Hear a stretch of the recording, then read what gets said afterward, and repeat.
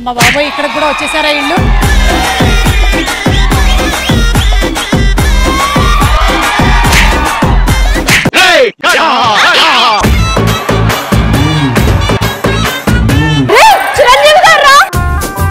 Sir మా ఇంట్లో పని మనిషి సార్, నాకన్నా కాస్ట్లీ బట్టలు వేసుకొని తిరుగుతుంది.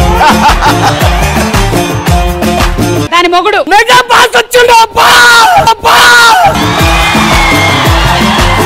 ఏంట్రా నీ వాలకం ఏంటి, నీ డ్రెస్ ఏంటి, ఆ కెమెరాకి అడ్డం ఏంటి? పక్కరారా పక్కరారా.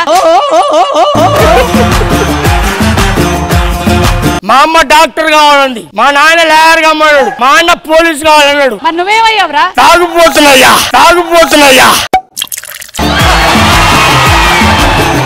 మీకు కాలు మొక్కుతా ఏసీఎఫ్ లాగా ఏబిఎఫ్ ఒకటి పెట్టండి. ఏబిఎఫ్ ఏంట్రా? ఆల్ ఇండియా బాధితుల ఫెడరేషన్.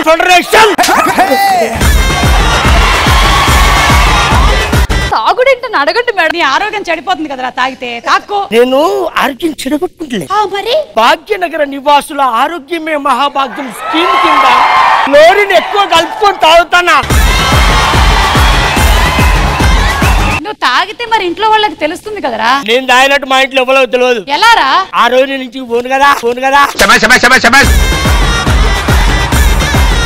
అసలు మీ ఆవిడతో నీ సమస్య ఏంటి? ఇది నా ముక్కు మీద వేలెట్టి, నా మీద కేసెట్టి, తీసుకుపోయి జైల్లో పెట్టి, నా ముక్కు మీద ఇది నా ముక్కురా.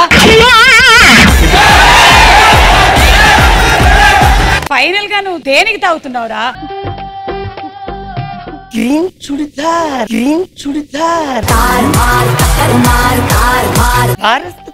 ఇట్లా బయటకు వచ్చి మొగంతో గొడవ పడొద్దమ్మా. నువ్వు అక్కడికైతే ఉండాల్సింది. వెళ్ళావా? నా అచ్చి బుచ్చి ముంజక్కాయ్.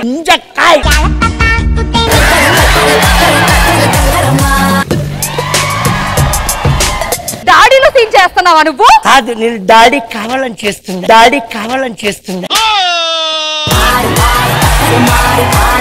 నువ్వేమన్నావు? నువ్వు ఎందుకు తాగుతారా అన్నావు కదా. అవును. అమ్మ గుర్తుకొచ్చు. మీ అమ్మనా? కాదు, దీనమ్మ. మేడం, నేను ఒక కవిత రాశాను సార్ గారి మీద.